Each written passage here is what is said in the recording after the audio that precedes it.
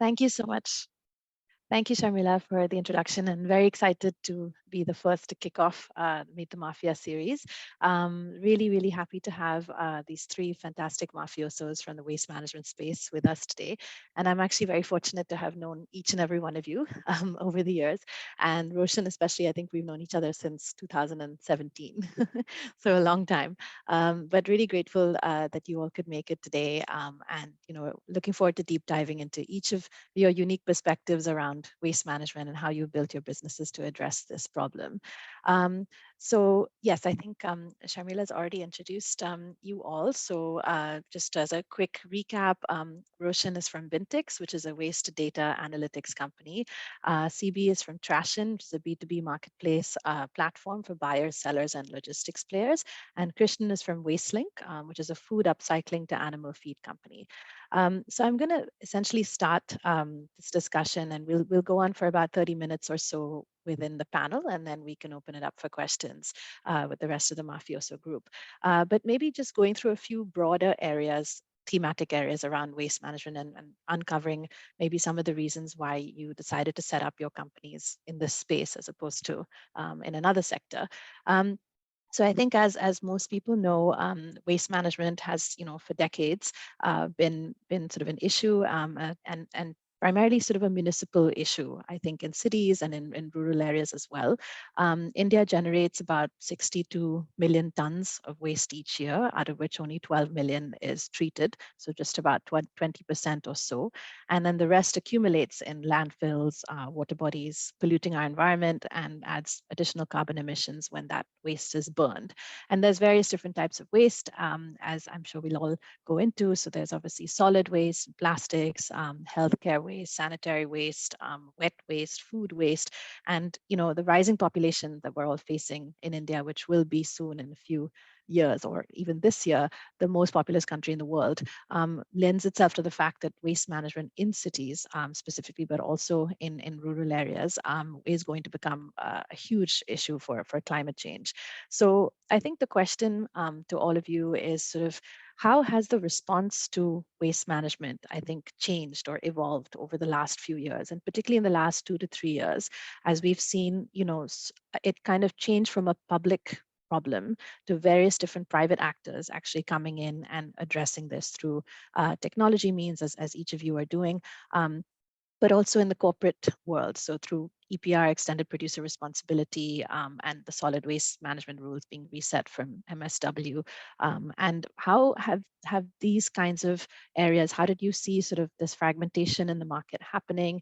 And for each of you to be able to come in and disrupt this and make a commercially viable waste management company possible. So would love to hear, how you decided to come in and sort of set this up as a private venture as opposed to something that is more of a public nonprofit problem. So happy for any of you. Maybe CB, if you'd like to start. Yeah, thank you. Thank you for the question, Priya. And it's a very difficult question to answer. And, so we have seen a lot of activity in the space, especially over almost the last decade, ever since the Swachh Bharat Abhiyan launched in India, right? I think that is when things started actually kicking off with a lot of new entrepreneurs entering the space. And since then, yes, there has been a shift in the mindset. I would say a long way to go still, but at least in some prominent urban locations, there has been some level of awareness that has crept in, and that's a promising news.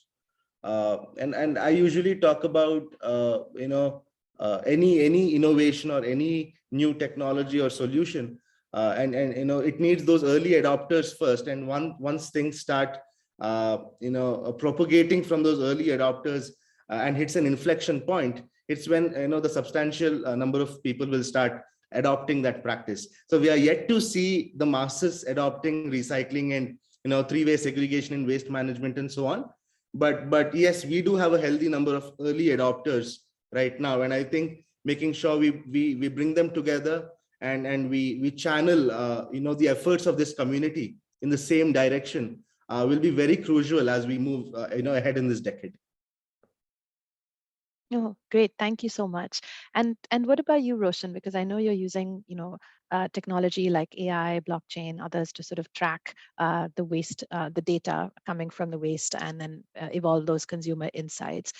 You work very closely with private actors, with corporates, etc. How are you seeing an evolution and the shift in the way that they are understanding and reacting to the waste problem as something that they should also address? I think it's to be very frank, in the last 3 years, what you have seen is all headed in the very right direction. It's one of the problems which we can, not easily, but readily solve with a behavioral change, a little bit of a behavioral change, and with a little bit of innovation coming in the sector, right? Which can easily help you avert a lot of carbon dioxide from the environment, avert it from global warming. It's readily there. The problem is, you can easily work on it, not easily, but readily work on it. But what has also helped us quite a bit in last 3-4 years is, there is EPR regulation, extended producer responsibility, where brands are made responsible for the plastic that they put in the market, and they are made. I mean, they need to own up to it, is what the regulation says. It's not the best regulated, it's not a it's like any regulation in India. It has its own weak points, and people are using those weak points really well. But that's okay. What it has brought definitely is that brands do recognize now that the plastic is their responsibility. And it can't just be, I can produce anything I want, I can put anything in the market. They do recognize that it's, it becomes their responsibility eventually, which is fantastic, kind of a development, right? That is one thing. Second, when we go and talk about, waste leading to a lot of consumer consumption data, CPG companies, FMCG companies look at these data. One thing they always do is they appreciate the source of the data. It may not make them buy that data, but at least I think it helps us definitely tell them that, hey, something meaningful can be done with waste. This is exciting, and this is something that that you can actually, when you actually buy the data from Bintix, every line of data is a piece of plastic, and that gets collected and make sure that that is not ending up in the environment, right? So it kind of builds that narrative really well for us, and people are open to that narrative, and people are appreciative of that narrative. And it's true even in consumers who provide us the waste. More and more people are now coming forward and saying, hey, waste is a problem, and we need to tackle it. Plastic is a problem. So definitely the awareness is much higher, which is fantastic. Regulations have helped us quite a bit. And I think which makes it, very, very prime time for us to come up with innovations and then be players in the sector. Absolutely, yes. Great. Thank you. That was really well summarized. And Krishnan, now over to you. I mean, you work with Yeah. very large, animal feed brands, very large corporations, supplying to them this processed, upcycled waste, food waste. How have they sort of, stepped up and sort of wanted to purchase sort of upcycled goods as opposed to fresh grains, etc.? How have you sort of made them comfortable with that? And do you have any other sort of public policy or municipal bodies that you also work with, or is this primarily a private actor kind of structure? Yeah, I think it's a great question. To be honest with you, I think it kind of goes at the fundamental thought process and premise we had while setting up Wastelink. Of course, I mean, I echo what CB and Roshan said around the fact that there is increased awareness. Everybody's talking about it. Every company now has a sustainability team in-house, right? And many of them have like some sort of a net zero goal or and so on. What they do about it is still a long way to go, but at least the conversations have started around this topic, right? But having said that, I think what we also see, and I think it's probably true with the industry, is ultimately it boils down to bottom line. What is the positive economic impact I am facing or I'm likely to face? And so I think we have kind of accepted that, and I'll talk a little bit about how we have adopted that in the business model. But I also feel, I think, at least in the near future, I think those of us in this space, right, who are trying to solve problems around climate and waste management, need to and must develop a solution that can actually demonstrate economic impact or improvement. I think regulation, I agree, is there, but it's focused, it's very narrow on plastic. It's not, the like 20, 30 categories of waste, probably 1 or 2 categories of waste actually have some regulations around them. So I think for waste management itself to scale, for circular economy to scale, for recycling to scale across categories, I think the imperative is upon us to develop that value proposition that our stakeholders will find attractive to work with us without a rule or something hanging, or a law hanging over your neck, right? I think at least like we believe that's important, and that to us is a driving force in the way we build Wastelink. So like, for example, I think our like you identified, the 2 major stakeholders for us are food companies on the supply end, and animal feed companies today, though we do have offering for a bunch of demand segments, but let's just talk about animal feed. Both of them, there's clear financial impact. I mean, I'll be very honest with you, the feed companies do not purchase feed ingredients from us because it is recycled or upcycled. They purchase it from us because it is of high quality and is competitive in price to an alternate ingredient they would purchase. There isn't a feed company in the world that will go buy an expensive ingredient just because it is recycled. That's the reality of it. Because that industry is, again, a very low margin industry, struggles to survive or make a margin and so on. So unfortunately for them, it appears like that's a luxury they don't have. Now we'll see, right? I think, but yeah, but fundamentally feed companies, realize a bottom line benefit when they work with a player like Wastelink EcoFeed. EcoFeed is a brand that they see typically. And on the food supplier side as well, I think we have made it a point to figure out a better economic outcome. There are multiple business processes that happen within a company before they decide to dispose of their food. So we have found a lot of opportunity in that value chain, around those internal business processes, collection, aggregation, and so on. And we actually give a better outcome. If they were to do a business case around working with Wastelink, they will find that they are actually saving money around their waste management and disposal, and in some cases making money as well. So I think where this industry is today, I think we have to find ways to offer that economic bottom line impact. There is going to be a significant amount of time before they feel that it is part of their responsibility or accountability to actually invest in this space and do good for the planet, and that's the practical reality, if I may say so. Yeah, no, that's a great point actually, and building on what you mentioned about economic impact, bottom line, and for these large corporates to actually first see value in this and then recognize the larger impact on the planet. I think each of you have done a fantastic job in your companies of building a very robust technology platform that can really maximize efficiency and can get that transparency and insights to your eventual customers. So I think it would be great if we can maybe spend a few minutes talking about how that technology has really helped the workflow of your business, each of your businesses. I know in the case of Trashin, you've built a B2B sort of marketplace, and you have various different metrics that you're measuring. You also have payments, flexible payments, scheduled logistics, etc. Be wonderful if we can look into that, because I think that those kinds of innovations are really important, in sort of making this entire unorganized space much more, I would say efficient and easy to kind of for folks to kind of collaborate with you as well, be it customers or suppliers or even the waste pickers on the ground, and that whole social welfare angle. So yeah, I mean, CB, if it's possible for you to share a little bit about what you've built as a tech platform, and then we can also talk about Bintix and Wastelink too. Thank you.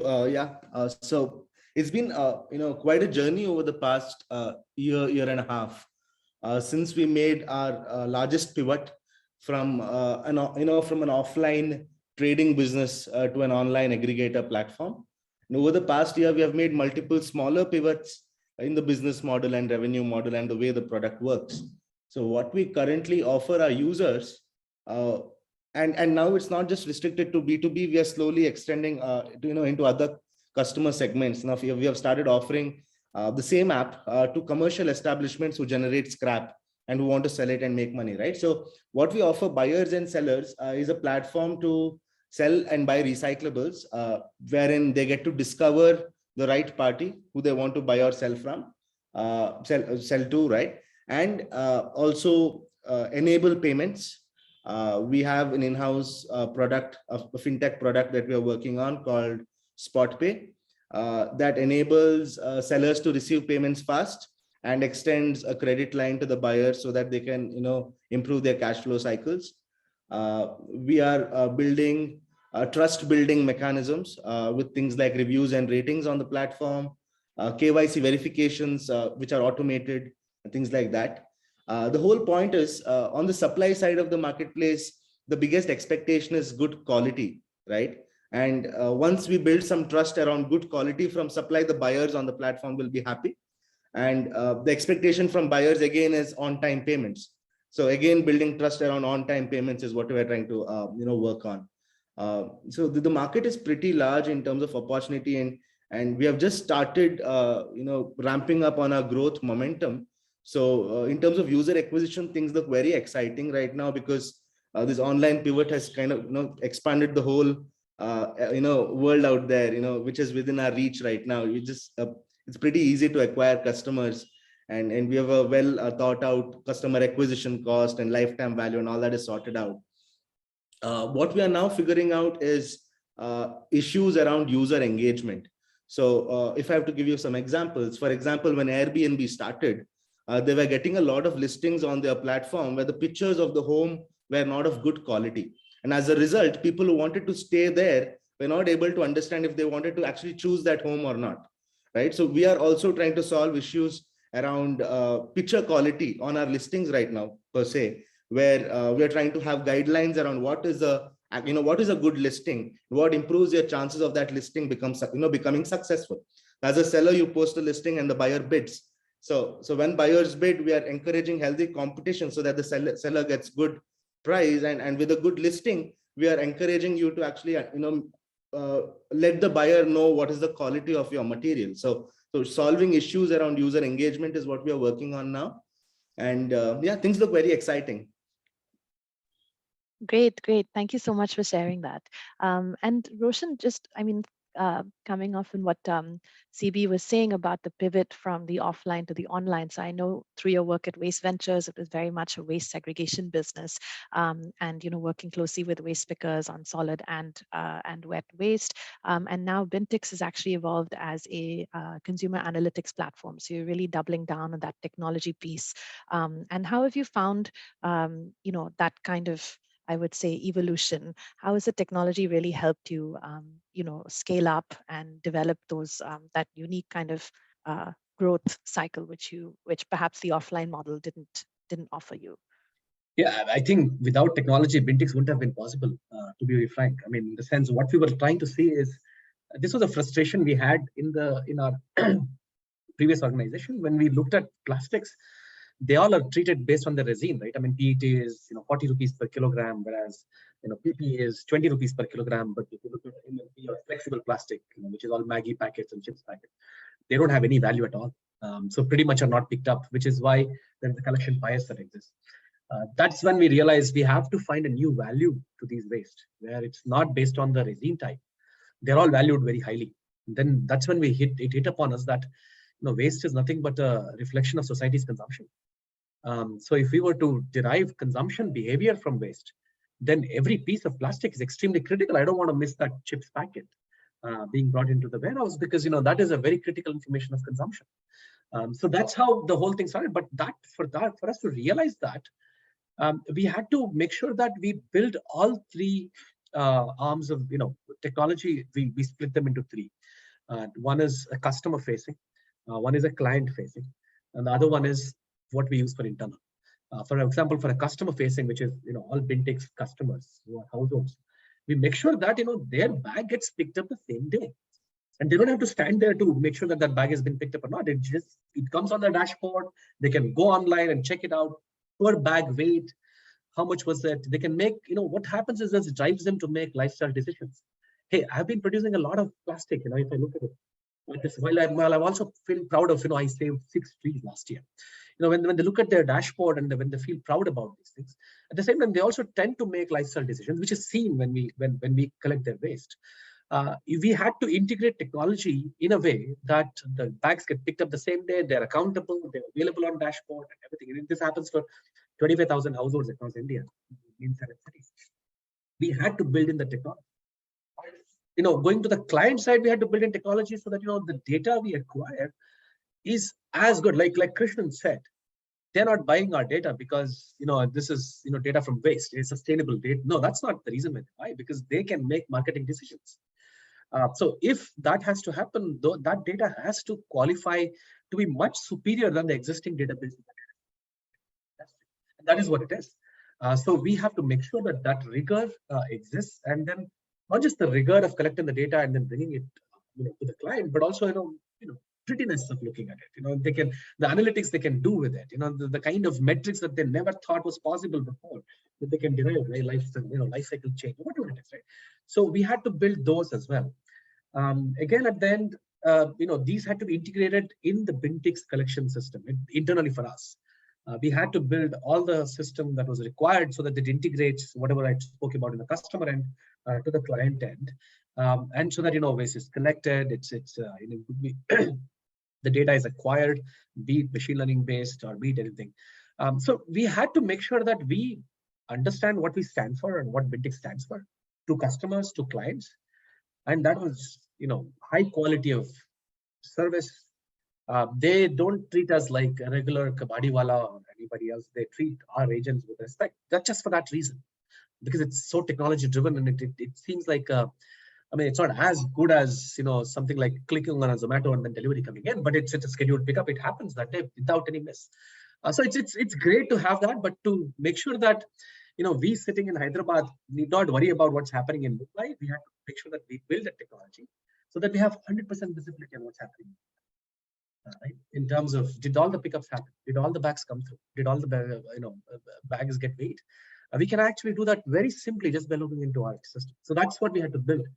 And I speak like we built a lot of technology, but we just recently hired an engineer who's going to come in and then the technology, and then he looked at it and then he smiled and then said, "These are great baby steps." Yes,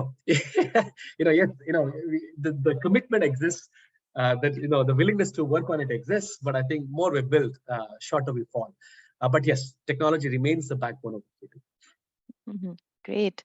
No, and I think it's fantastic. It actually leads to my question to Krishnan as well about the entire concept of digitizing the waste and then seeing the transparency that it gives through that, and then being able to move a lot faster with decision making because of that technology. So Krishnan, I think in the Wastelink case, of course, you have your physical factory in Sonipat, but you also have a technology platform. So how has that really helped you kind of deliver a much faster operational cycle than if you were just doing it offline?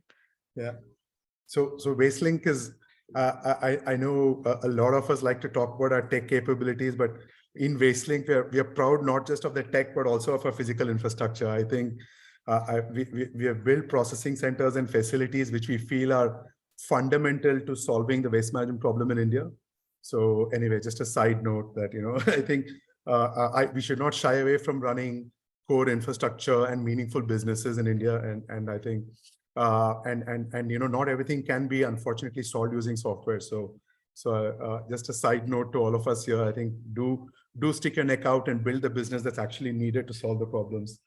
Now coming back to the question here on the software. Look, we are a very vertical focused company, as you may have realized, right? I think we are born to solve problems for the food industry. So our platform is therefore designed really around the needs of the food industry. So it's a very supplier focused platform. Our elements of the platform on other parts are not evolved yet. I think there is a play in all of them, but it'll eventually get there. But we have absolutely prioritized building a platform that is useful for suppliers In this case, these are food manufacturers. And we've also taken the view here of a food company and not a waste link, meaning what would be beneficial for an ITC or a General Mills or a Britannia as they make these decisions around waste, right? Because I mean, waste is not a choice. It's part of their business process, and whatever business they've chosen to do, that is resulting in these, and there is significant economic value destruction that happens when they do end up, disposing or tagging their food as waste, right? So we actually have built an audit platform or a verification platform that they typically need, that they use to identify what items actually have to go waste. Now, some people say, hey, isn't this like going against your business model? Essentially, you're then, you're allowing brands to waste less.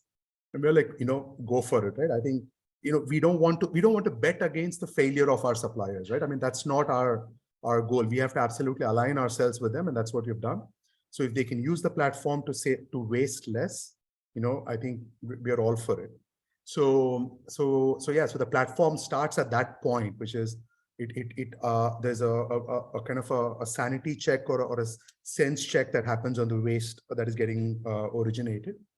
And then beyond that, we've built a platform that just helps them manage it well. They have teams of auditors and audit agencies that typically work on these processes. And of course, we have logistics partners that work with us.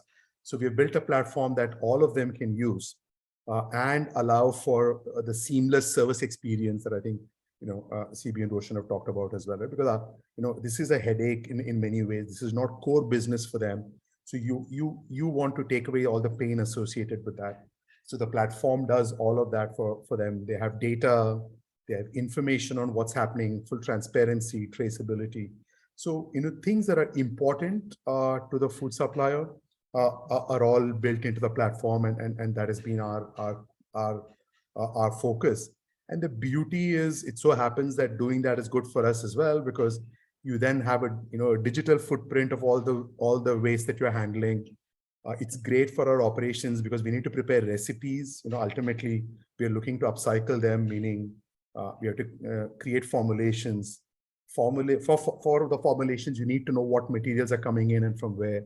So just digitizing this data at the point of pickup gives us all of that information. So it's a huge positive impact on streamlining operations, scaling operations, running a pan-India operations, all from that, with the power of the platform.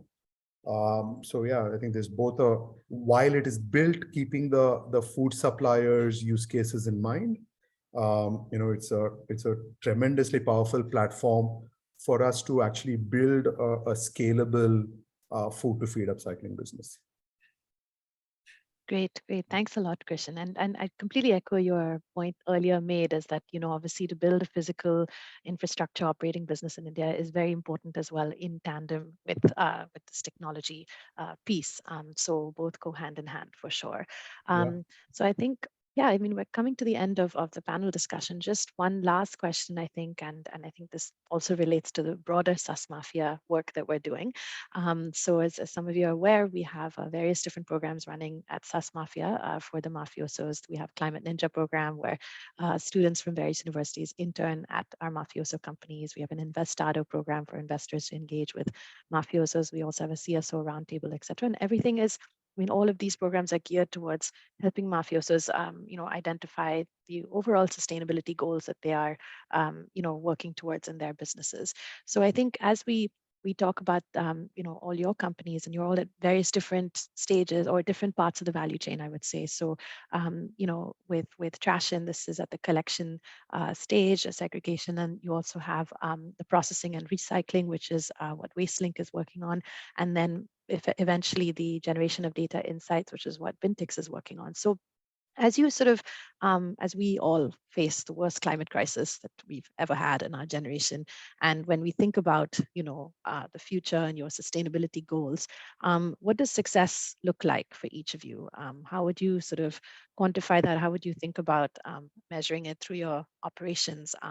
Things like, for example, metric tons of carbon emissions averted, or amount of metric tons, of waste processed or upcycled, any kind of systems change, behavior change, in the way that waste is handled or perceived or repurposed, or any kind of social welfare. And we talked a little bit about waste pickers, kabadiwalas, etc. And in Wasteling's case, obviously the farmers, how they're sort of looking at waste management as sort of the next big piece of the circular economy and the way we can address the climate crisis. So we'd just love to have each of you share what these overarching goals for success and sustainability means for you, and then maybe we can switch up the order a little bit. So maybe we can go with you first, Roshan.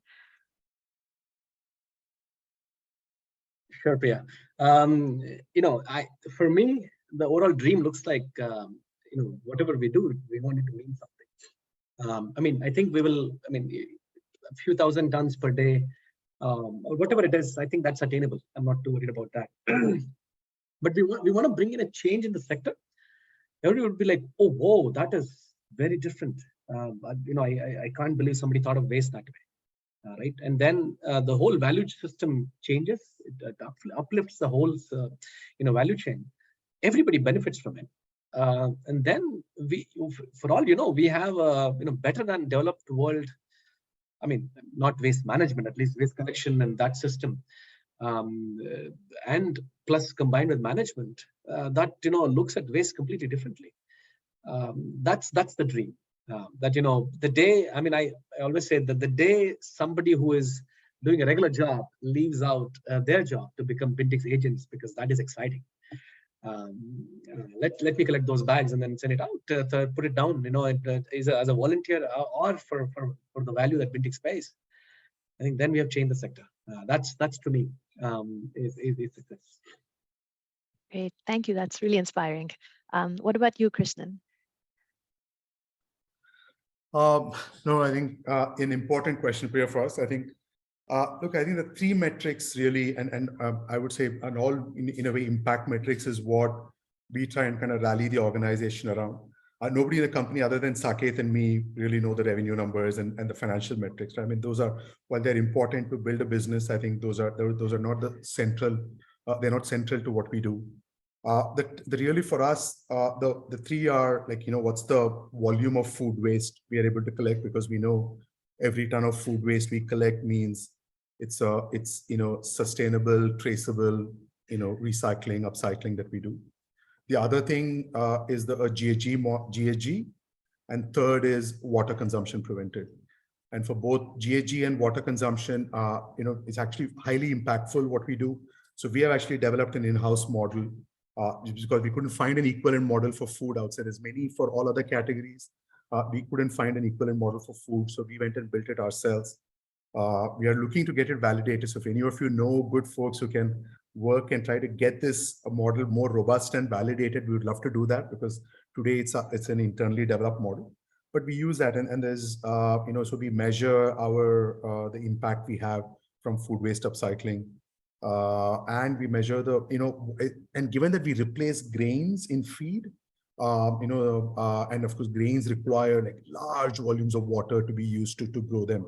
So the water impact is actually mind-boggling on the work we do. So we are extremely proud of all of that. We track it internally. We share that information with all of our food suppliers, and many of them are proud about it. I think some of them post it on LinkedIn as well. So it's like kind of nice to see our food suppliers, adopt those metrics, in their own ecosystems as well. So yeah, those are three things we care about. Great.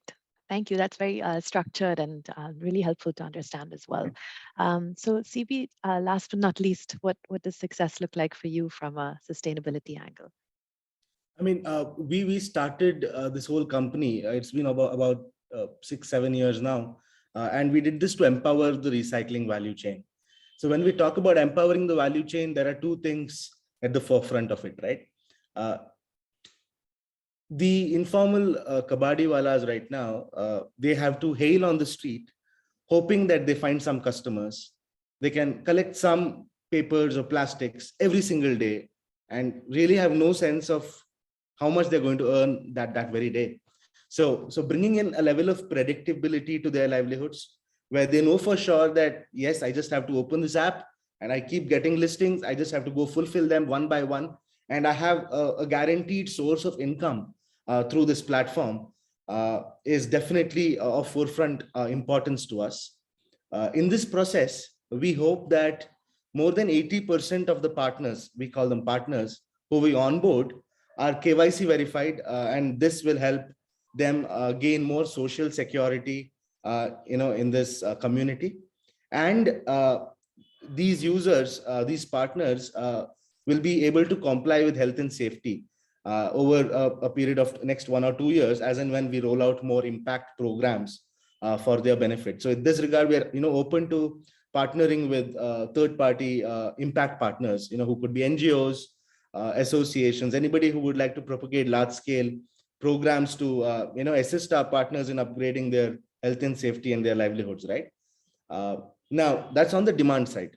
Now, on the supply side, what we are looking to do is build a loyal community of recycling, activists or agents or people who are really dedicated about creating listings, about selling their waste, and assisting or supporting these partners who pick it up, right? So creating this loyal base of customers who would join the recycling cult is what we are looking to do on the supply side of things. So I think it's super important that both of these happen. We are able to build a trustworthy community of partners who have predictable livelihoods and whose health and safety is taken care of. And on the other end, we are able to grow a huge community of recycling champions who, from their offices, apartments, homes, businesses, wherever they generate waste, create listings on our platform and thus bridge the gap between demand and supply. So I think in achieving these goals, we will automatically be able to solve the recycling rate problem, right? Currently, about 25% of dry waste is recycled in India. So we would be able to hopefully triple that over the next few years. There's a significant volume of carbon dioxide emissions. So I think all these are byproducts, but I think focusing on the fundamental problems around championing this whole community is what we are looking at. That's wonderful. Thank you. Very, very inspiring, and great to hear about all your existing work with the Kabaddiwalas and the livelihood impact as well that you're generating. Really, really great to hear. So I think thank you to all our panelists. That concludes the panel discussion. I think, Sharmila, if you'd like to stop the recording, then we can move on to the questions from various mafiosos.